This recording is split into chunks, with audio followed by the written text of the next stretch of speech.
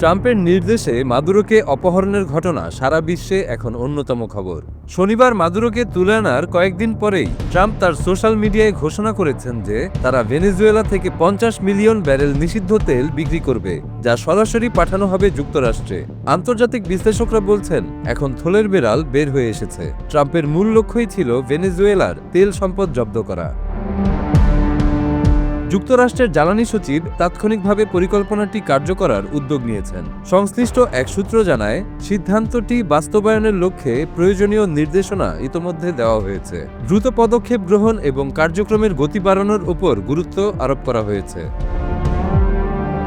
Trump আরও জানান, এই তেল বাজার মূল্যে বিক্রি করা হবে এবং তিনি যুক্তরাষ্ট্রের প্রেসিডেন্ট হিসেবে সেই টাকা নিয়ন্ত্রণ করবেন। সেই অর্থ ভেনেজুয়েলা এবং যুক্তরাষ্ট্রের জনগণের কল্যাণে ব্যয় করা হবে। সাম্প্রতিক সময়ের ভেনেজুয়েলার তেলের বাজার অনুযায়ী এই চুক্তির মূল্য প্রায় $1.9 বিলিয়ন পর্যন্ত হতে পারে। ট্রাম্প মঙ্গলবার ভেনেজুয়েলার তেলের 50 মিলিয়ন ব্যারেল পর্যন্ত পরিশোধন ও বিক্রির একটি পরিকল্পনা উন্মোচন করেছেন, যা যুক্তরাষ্ট্রের নিষেধাজ্ঞার কারণে এত বছর ভেনেজুয়েলায় আটকে ছিল। যেহেতু প্রেসিডেন্ট নিকোলাস মাদুরোকে গ্রেপ্তার করা হয়েছে, সেহেতু এটিকে ওয়াশিংটনের সাথে ভেনেজুয়েলা সরকারের সমন্বয়ের আরও একটি ধাপ হিসেবে দেখছেন বিশ্লেষকেরা। ট্রাম্প ইঙ্গিত করেন, যুক্তরাষ্ট্র তাদের তেল অবকাঠামো পুনর্নির্মাণে সাহায্য করবে। এতে করে এক্সন মোবিল, কনকো ফিলিপসের মতো বড় তেল কোম্পানিগুলোর উপকার হবে। প্রাক্তন প্রেসিডেন্ট হুগো চ্যাভেজের সময় তেল জাতীয়করণে এই কোম্পানিগুলো ক্ষতিগ্রস্ত হয়েছিল। ভেনেজুয়েলায় বিনিয়োগ ইস্যুতে আলোচনা করতে যুক্তরাষ্ট্রের শীর্ষ তেল কোম্পানির কর্মকর্তারা বৃহস্পতিবার হোয়াইট হাউসে আসবেন বলে আশা করা হচ্ছে।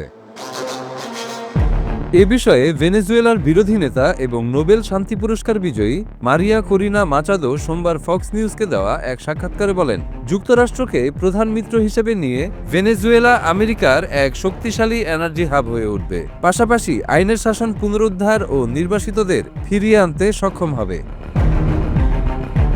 ভেনেজুয়েলার কাছে বিশ্বের অন্যতম তেলের মজুত আছে। ট্রাম্প প্রশাসন স্পষ্টভাবে বলেছে যে মাদুরোকে গ্রেপ্তারের পর যুক্তরাষ্ট্র ভেনেজুয়েলার তেল অবকাঠামো নিয়ন্ত্রণ করবে। তারা মার্কিন তেল কোম্পানিগুলোকে সেখানে বিনিয়োগ করতে দেবে এবং 50 মিলিয়ন ব্যারেল তেল সরাসরি যুক্তরাষ্ট্রে নিয়ে বিক্রি করবে। যদিও ট্রাম্পের দাবি এটা মাদুরোর মাদক চোরাচালান এবং স্বৈরাচারের বিরুদ্ধে যুক্তরাষ্ট্রের আইন প্রয়োগ, কিন্তু বিশ্লেষকরা বলছেন ট্রাম্পের এই তেল বিক্রির পরিকল্পনা এবং আমেরিকান কোম্পানিগুলোর সাথে আলোচনা থেকে স্পষ্ট যে মাদুরোকে গ্রেফতারের পেছনে ভেনেজুয়েলার তেলই ছিল প্রধান কারণ।